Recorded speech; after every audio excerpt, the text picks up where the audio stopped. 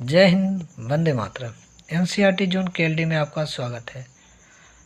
आज हम कक्षा 12 के चैप्टर नंबर 3 अवयव से कक्षा 12 के गणित विषय का प्रारंभ कर रहे हैं वीडियो, जिसका पार्ट 1 आज से शुरू हो रहा है। अवयव, पहले हम समझते हैं अवयव होता क्या है। वास्तव में अवयव क्या है? किसी भी संख्या को सूचीबद्ध रखना, किसी भी चीज़ को क्या करना, सूची में रखना ही क्या कहलाता है? अवयव कहलाता है। जैसे हम बात करें भिन्न भिन्न दो दुकानों में से वस्तुओं के दामों की सूची। जैसे ये वस्तु है चाय, कॉफ़ी, दूध, और ये दुकानदार का नाम है राम, मोहन, सोहन। चाय जो राम के यहाँ मिल रहा है 35 रुपये, मोहन के यहाँ 40 रुपये, सोहन के यहाँ 50 रुपये। काफ़ी जो मिला 70, 75, 100, ये सब एक सूची बना गया। हम आसानी से पता कर सकते हैं कि रामू के यहाँ क्या कितने रुपए में मिल रहा है। अगर इसको हम इस सूची को रामू, नाम, ये सोहन, चाय वगैरह हटा के इस रूप में लिख दें, सिर्फ अंकीय मान रख दें और इसे बड़े कोष्ठक या किसी भी कोष्ठक में अंदर कर दें, तो क्या कहलाता है? अवयव कहलाता है। कह रहा है कोष्ठक के अंदर, देखिए लिखे हमने परिभाषा भी जानेंगे, पहले जानेंगे। कोष्ठक के अंदर इस प्रकार की संख्याओं की आयतीय व्यवस्था को ही क्या कहते हैं? अवयव कहते हैं। आयतीय व्यवस्था को अवयव कहते हैं। आयत यानी कि आयतीय रूप में होना चाहिए, आयत के रूप में होना चाहिए। अब परिभाषा क्या बनता है? यमन संख्याओं की एक निकाय को यम पंक्तियों तथा यन स्तंभों में आयताकार सारणी के रूप में व्यवस्थित करने को क्या कहलाता है? यमन क्रम या कोटि का अवयव या यमन अवयव कहलाता है। इसका मतलब क्या है? किसी भी संख्याओं को हम दो रूपों में लिख सकते हैं। एक यमन होता है, क्या है? यमन है। जैसे अगर हम बात करें 2, 3, 1, 3, 2, माइनस का 2, 7। अब इसमें दो चीज़ें होती हैं। जो क्षैतिज रूप में है, क्षैतिज रूप में है, जैसे ये क्षैतिज रेखा है, इसे पंक्ति कहते हैं। जो ऊर्ध्वाधर रूप में है उसे क्या कहा जाता है? स्तंभ कहते हैं।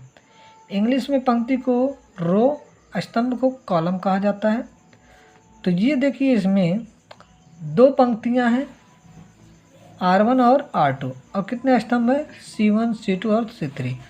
अर्थात ये जो अवयव है दो कोटि का अवयव है, दो कोटि का अवयव है।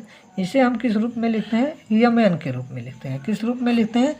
यमन के रूप में। यम क्या है? आपने परिभाषा में देखा, यम क्या है? पंक्ति। यन क्या है? स्तंभ। तो पहले हम पंक्ति वाले को चीज़ों को लिखते हैं, फिर किसको लिखते हैं? स्तंभ को लिखते हैं। ठीक है। अगर इस बात को देखें 4, 6, 8, 3, -2, 6, 4, 8, -12, ये जो अवयव बन रहा है, इसमें देखिए R1, R2, R3, C1, C2, C3, यानी कि पंक्तियों की संख्या 3 है, कॉलमों की भी संख्या 3 है। अर्थात ये जो अवयव है 3 × 3 कोटि की अवयव है। आपसे परीक्षा में डायरेक्ट पूछता है कि अवयव की कोटि क्या है? क्या है? कोटि क्या है? तो कोटि पहचानने का मतलब क्या है? कितना कॉलम और कितना रो। रो और कॉलम का मान ही क्या कहलाता है? कोटि कहलाता है। उनको अगर आपस में गुना नहीं कराना है कि आप 3 × 3 = 9 बता दें, 9 नहीं होगा। जो कोटि होगा 3 × 3 की कोटि होगा। ऊपर आप देख रहे हैं 2 × 3 की कोटि है। ठीक है। ज़रूरी नहीं है ये अवयव इसी रूप में हो, 1 × 1, 2 के रूप में भी हो सकते हैं कोटि। जैसे अगर हम बात करें कि ये अवयव है, अगर हम बात करें अवयव क्या है? 1, 2 और 0। अब इसमें कितने रो हो गए? 3। इसमें रो कितने हो गए? 1 R1, दूसरा R2, ये कितना हो गया? R3। यानी कि रो का वैल्यू, यानी कि m बराबर कितने हो गए? 3। कॉलम कितना है? 1। कॉलम कितना है? 1 ही है, यानी कि n का वैल्यू कितना हो गया? 1। अगर कोटि की बात करें तो हम कोटि हमेशा यमन के रूप में लिखते हैं। तो 3 × 1 की कोटि ये अवयव बन रहा है। ये अवयव कितने का बन रहा है? 3 × 1 की बन रहा है। ठीक। अब बात आती है अवयव के तत्व क्या होते हैं। तो अवयव के तत्वों को AIJ के रूप में प्रदर्शित करते हैं। अब AIJ क्या है? AIJ इस रूप में व्यवस्थित करते हैं। ए क्या है? तत्व है। आई क्या बताता है? पंक्ति को दर्शाता है। जे क्या बताता है? कॉलम को बताता है।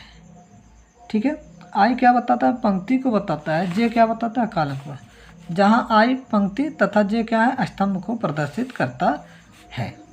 जैसे हमने क्या लिखा है? A11, यानी कि ए जो है 11 का अर्थ क्या है?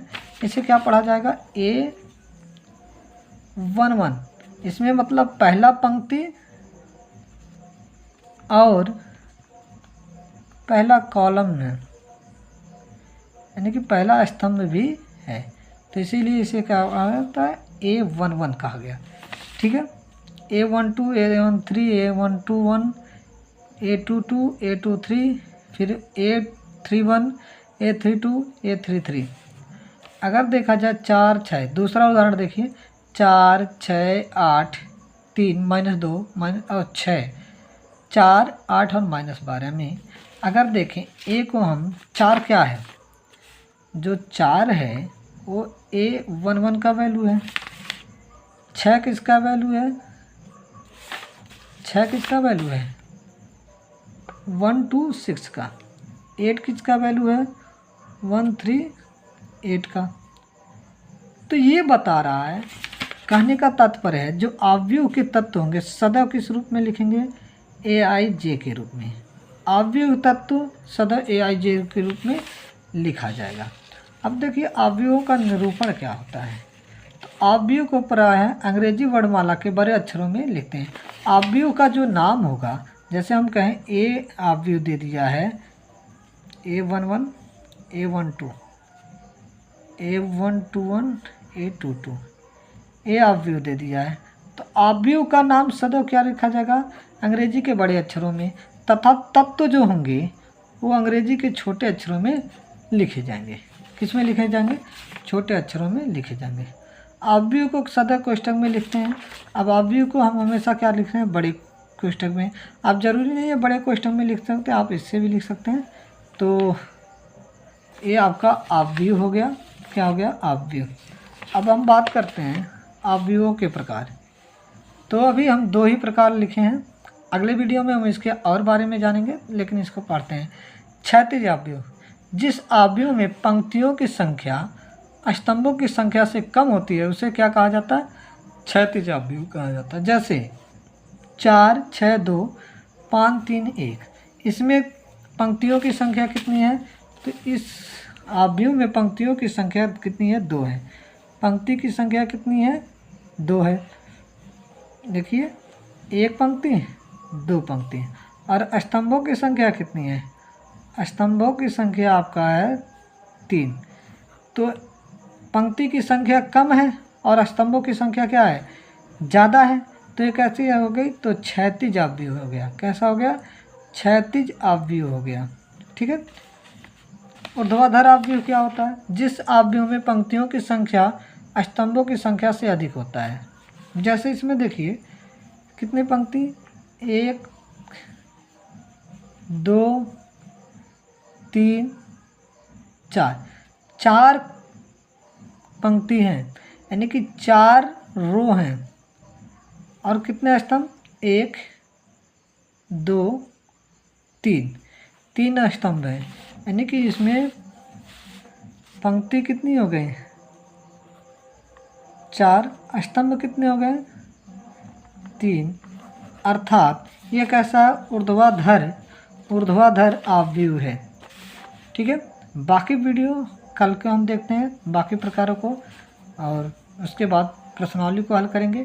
बहुत मज़ा आएगा इस प्रश्नावली को करने के, इस चैप्टर को।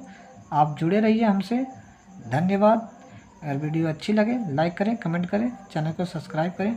अगर आपको PDF की आवश्यकता है तो मेरे व्हाट्सएप नंबर पर हाय लिखकर आप भेज सकते हैं 6394 99 36 96। आपको PDF मिल जाएगी। धन्यवाद। जय हिंद, वंदे मातरम।